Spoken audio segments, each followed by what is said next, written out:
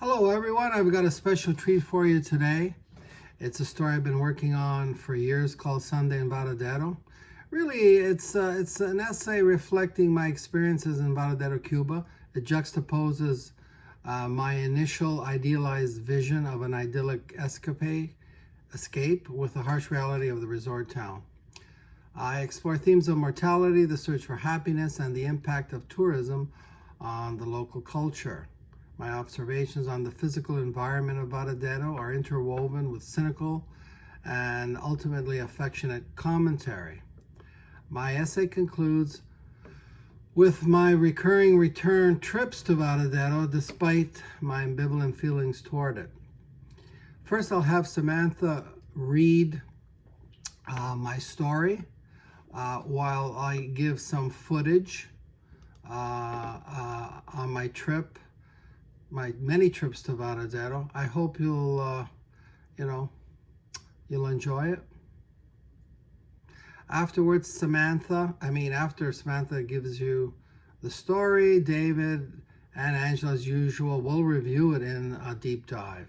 Let's go. Sunday in Varadero. There is a mathematical cruelty in the short number of days left in our lives. That great enemy time is just around the corner, lurking about, waiting, counting the minutes, hours, tick-tock, tick-tock, to put the pressure on us to attain a proper selfhood. Though time seems infinite, it dominates and controls our existence, us on to explore our wanderlust with new ideas and places to go. We question our mortality, always seeking a way out, an escape from the horrific conditions at work, home, or in the office. Vacations are highly in demand as a refuge from the insanity of modern living. The secrets we carry and the pacts we make to never betray a friend will come to an end. We will always find ourselves alone to decide what is the real path in life. All of what we have and are will decay as our bodies get recycled back into this fine old earth. We will perish, and though the odd experience will live on in the memory of a surviving friend or family member, death will overtake us to take us to the other side. Some of us, perhaps many of us, have some idyllic notion of an attainable happiness, and so we pursue this dream by whisking off to an island paradise to spend the ends of our days basking in the sun and swimming in the turquoise waters of Bora Bora, Hawaii, or Cuba. I have been such a person for most of my adult life. It may be a mental trick, a self-deluded chimera, but it works at least for a while. I don't think there is a more vacuous or vapid place in this world than the beaches and hotels of seaside towns. Varadero, Cuba is no exception, especially on any given Sunday.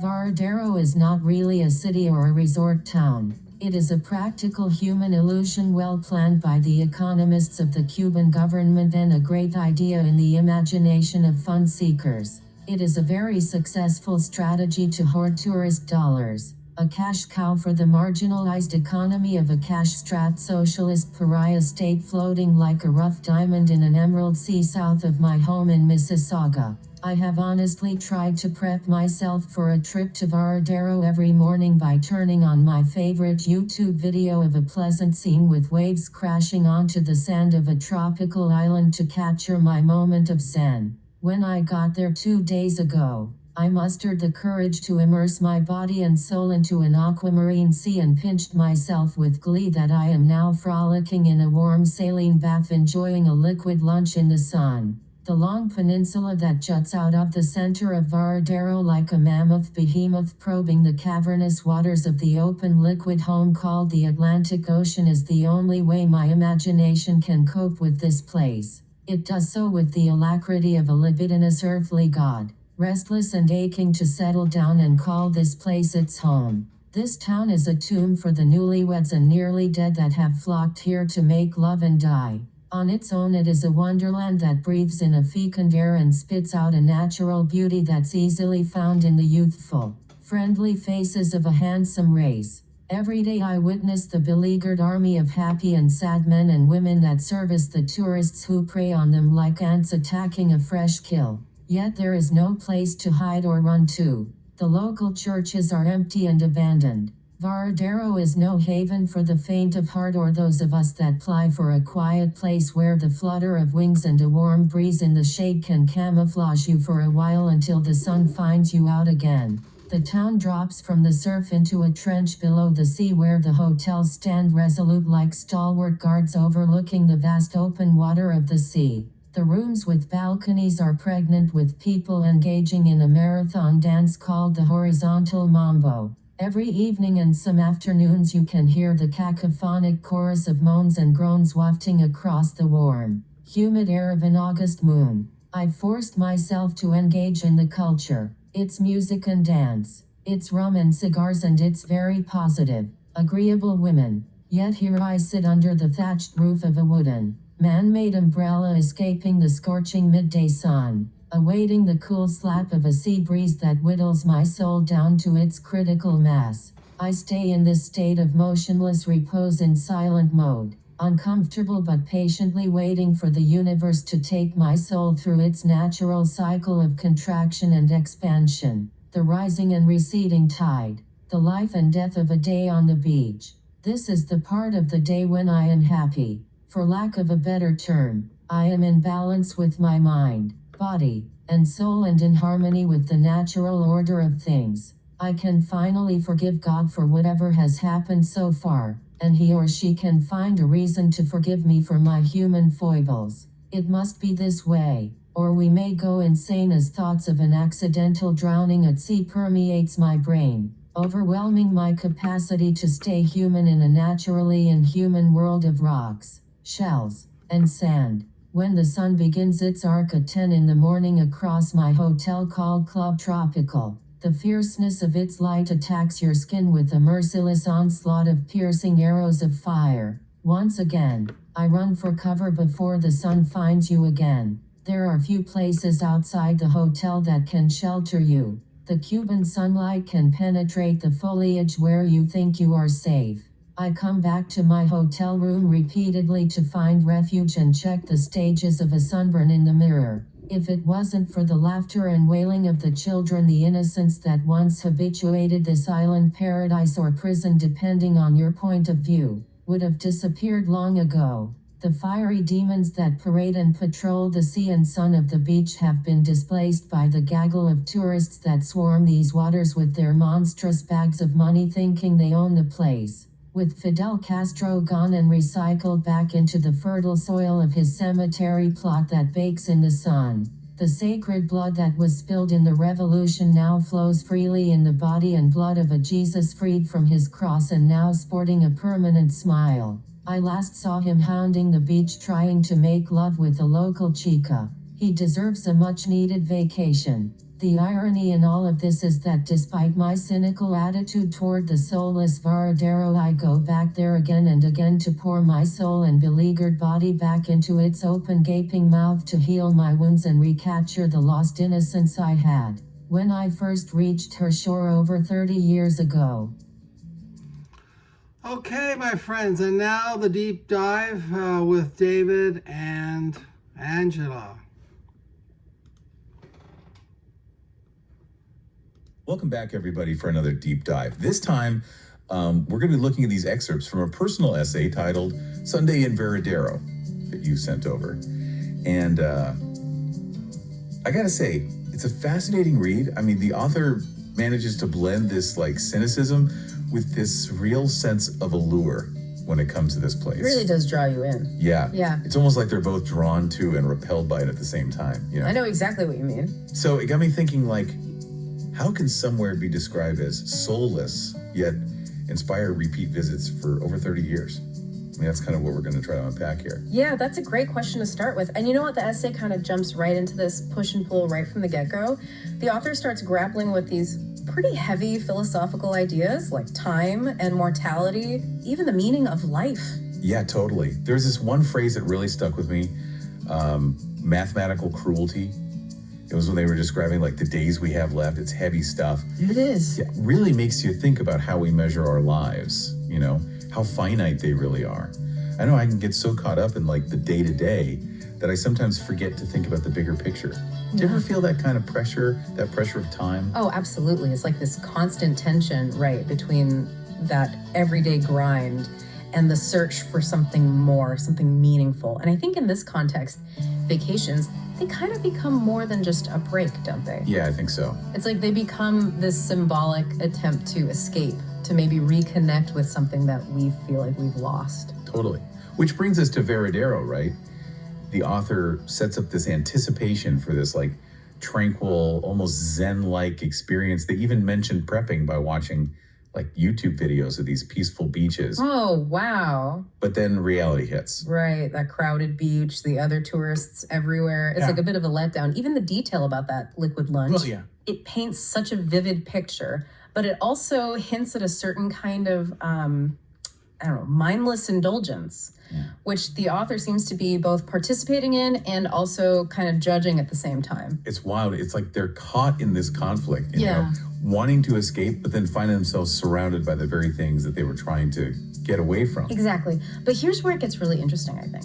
Despite the crowds and that initial disappointment, the author still goes on to describe Varadero's beauty.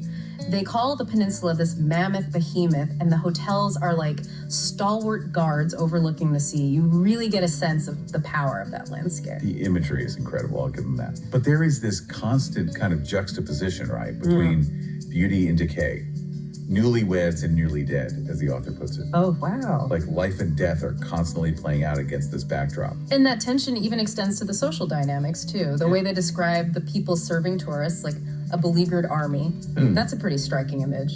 It makes you think, for sure, about the complexities of tourism, like the economic realities of this supposed paradise. And even the churches, which we usually associate with like solace and reflection, are described as empty and abandoned. It's as if even spirituality takes a backseat to this pervasive vacation vibe. Which kind of leads us to another powerful element in the essay, the sun. And it's not just a source of warmth and light here, it's almost like an antagonist. Totally. The author describes its rays as piercing arrows of fire and talks about constantly seeking refuge, like hiding from this intense heat. It's interesting how something that so essential for life can also feel so harsh and unrelenting. Right, it's like this constant reminder of time passing, maybe even of the fleeting nature of pleasure itself, you know? We seek out the sun's warmth, but at the same time, there's this underlying fear of its power. And speaking of complex relationships, the author's feelings about the other tourists are super interesting. On the one hand, there's this comparison to ants attacking a fresh kill, like they're this invasive force, which kind of feeds into that whole idea that tourism has stripped away some of the innocence of the place. Like it's become this commodified thing, you know, and maybe lost a bit of its authenticity. Yeah, I see that. But then the author also seems to recognize like the joy and the excitement of the children who were there. So it's not totally negative, it's nuanced. Definitely. And then you've got this added layer of history and politics, right? With the author reflecting on Fidel Castro's legacy and this changing religious landscape. The image of a smiling Jesus hounding the beach trying to make love is, well, unexpected, to say the least. It is, it's jarring, provocative even, but it also speaks to this sense of transformation, right? Maybe even a clash between traditional values and a more like modern secular world. That's a good point. It really does make you rethink things. But I think what maybe stands out the most in this essay is the author's admission that, like, despite all the flaws, everything that kind of frustrates or even repels them about this place, they keep coming back to Varadero. It is kind of like a confession, right? They talk about pouring their soul and beleaguered body back into Varadero's open, gaping mouth. I mean, the imagery is so powerful, almost raw. It makes you think about the places we keep going back to in our own lives, even if they're not perfect, you know what I mean? What do you think is behind that pull? I think it speaks to something really personal about travel and how, like, the experience is shaped as much by what's going on inside us as, like, the external stuff. In this case, Varadero becomes kind of like a mirror, reflecting the author's own struggles, you know, with things like mortality, meaning, and that constant tension between wanting to escape and needing to actually engage with the world. So it's not really just about the beaches or the sunshine, but what those things represent, like those deeper longings. Yeah, exactly. And maybe part of what makes Varadero so alluring is that it lets the author confront these deeper questions in a setting that, yeah, it's flawed, but it also offers beauty, connection, even a sense of history. That makes sense. And the author's thoughts on Fidel Castro's legacy and how the religious landscape is changing, that adds another layer to it all, doesn't it? It becomes more than just a personal journey. It's a journey through time. through a place that's grappling with its own past and present. For sure. It's like those repeat visits become a way of seeing how Varadero is transforming, but also how the author themselves is changing in relation to it. Which brings us back to that whole paradox we started with, the allure of a place that's seen as soulless. If Varadero represents all these complex, often like contradictory things, what is it about this place that keeps drawing the author back? Well, that is the question, isn't it? I don't think it's about the soullessness at all, to be honest. Maybe that's just a surface level observation, like a way of protecting themselves from being vulnerable, from really connecting with a place that can both disappoint and enchant. Maybe it's those imperfections, the mix of beauty and decay, pleasure and disillusionment that lets the author tap into something deeper, something that resonates with their own search for meaning. It's like those imperfections make space for a genuine experience, for growth, even self-discovery. Exactly. And maybe, even with time passing and the inevitable changes Varadero goes through, it still gives the author a glimpse of that lost innocence, that sense of wonder and possibility we associate with being a kid, even if it's just for a little while. It really makes you think about the places we go back to in our own lives, the reasons we're drawn back. Nostalgia, a sense of belonging, or something deeper, something that speaks to those like really deep needs and desires. What are those places for you? What are those destinations that make you feel that mix of attraction and repulsion? Yeah. The ones that make you want to escape, but also keep calling you back. Because those are often the places that teach us the most about ourselves, about the world, about how those two things interact. It's true. We don't always connect most deeply with those picture-perfect places, do we? Sometimes it's those places that kind of throw you off balance, make you think about things in a new way. Those are the ones that stick with you. Absolutely. And Sunday in Varadero, it's a good reminder that travel, when it's done right, is more than just seeing new sights. It's a journey inward, too. It's about understanding ourselves better by experiencing the world around us.